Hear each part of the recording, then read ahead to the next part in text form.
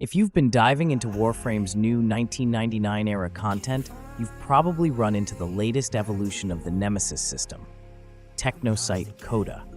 And if you've tried it with a squad, you might have noticed something extra juicy, more live heart cells dropping when you run these hunts cooperatively. That's not just a coincidence, it's an intentional change by Digital Extremes to reward squad play in a meaningful way. This change is a big deal. Live heart cells are a key resource to purchasing Coda weapons in the game. Previously, farming them solo could be a bit of a slog for some players. Now, running with a team doesn't just make things more fun, it also makes them more efficient. The more tenno you bring, the more heart cells you can earn, which means faster access to your very own online nemesis. In addition, there's an antivirus mods that grants you extra chance to get additional heart cell. If you pair this with the extra 3 heart cell while doing the mission with a full team, then you'll get a chance to get not just 1 Coda weapon, but 2 in just one run. This is not just good for obtaining all the Coda weapons in the game, but for optimizing the elemental values of each Coda weapons. With the extra heart cell, the time to farm all Coda weapons per weekly rotation will cut by a large portion. And honestly, it's more fun farming in Warframe with a team, especially against new online sensation. And speaking of online, yes, the fictional 1999 boy band turned infested nightmare is one of the most bizarre and genius things DE has ever added. Each member of this corrupted pop group becomes a possible nemesis. Whether it's Zeke, Hard Drive, or Drillbit, every Coda is loaded with personality, unique movesets, and an audio-visual style that feels straight out of a fever dream, fueled by dial-up tones and techno-anxiety. The real genius of the Technosite Coda system, though, lies in how it fixes pain points from previous Nemesis systems. Remember having to guess the correct Requiem mods for Kuva Liches? That's gone. The Coda system replaces that frustration with a slick new mechanic, antivirus mods. You collect them through bounties and use them to lower your Nemesis virality. No RNG gauntlet, just smart gameplay. Coda fights are no joke either. They show up in missions called duets, bringing along their bandmates to help them out. These battles are chaotic, stylish, and, dare I say, some of the most fun boss encounters in the game. And when you finally weaken your nemesis enough to make them vulnerable, a successful Parazon stab pushes the virality meter closer to 100%, which leads to an epic railjack showdown on Earth Proxima. Defeating your Coda doesn't just hand you a weapon, it gives you tokens instead. And that's a good thing. These tokens can be exchanged for a rotating lineup of infested-themed weapons in the Hulvania Central Mall. You're no longer stuck with whatever RNG hands you. You pick what you want. It's smart, it's respectful of your time, it's pure DE magic.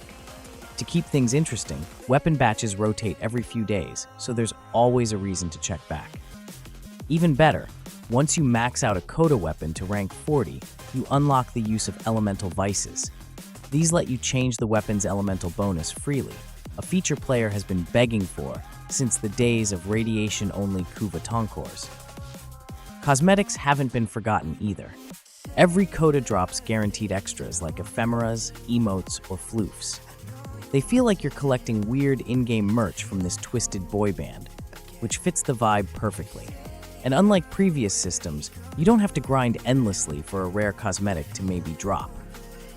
But what really makes Technosite Coda shine is how player-friendly it is. You don't have to guess, hope, or lose progress. You build up your adversary intentionally, you choose your rewards, and you do it all through some of the most stylized, absurdly fun content in the game.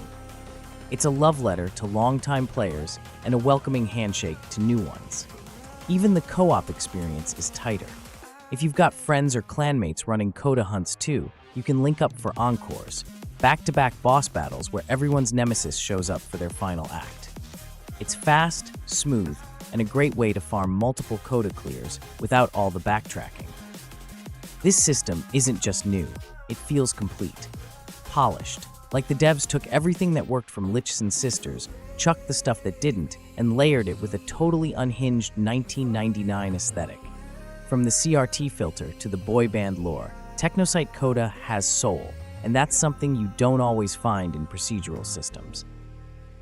And let's not gloss over how this system folds neatly into Warframe 1999. It ties the past and present together in a way that deepens the mystery of Worm and Ally, while giving players something tangible to chase in the current star chart. It's not just cool flavor, it adds substance to Warframe's ever-evolving universe. For veterans, Coda is the nemesis system they've always wanted. For new players stepping into Warframe during the 1999 era, it's an accessible, satisfying loop that doesn't waste their time. And for digital extremes, it's a huge win, proof that they're still taking risks and listening to the community. So, if you haven't started your first Coda hunt yet, what are you waiting for? Grab some squad mates, load up those antivirus mods, and prepare to take down the most dangerously catchy, infested pop stars this side of the void. Just don't blame us if you start humming glitchy boy band tracks while you're at it. By the way, in your way out, you might want to check the link I have provided in the video description below.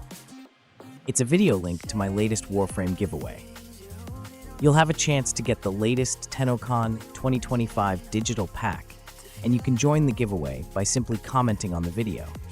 I'll announce the winner tomorrow, and rest assured that I'll keep you posted not just on my channel, but also on my socials. Also, I will be tackling more Soulframe content soon.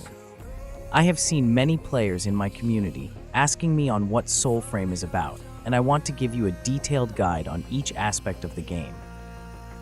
I'm really hoping that Digital Extremes will be giving more keys to us, so I can hand you over some and let you play the prelude version of the game. Next video, I will tackle the combat system of the game.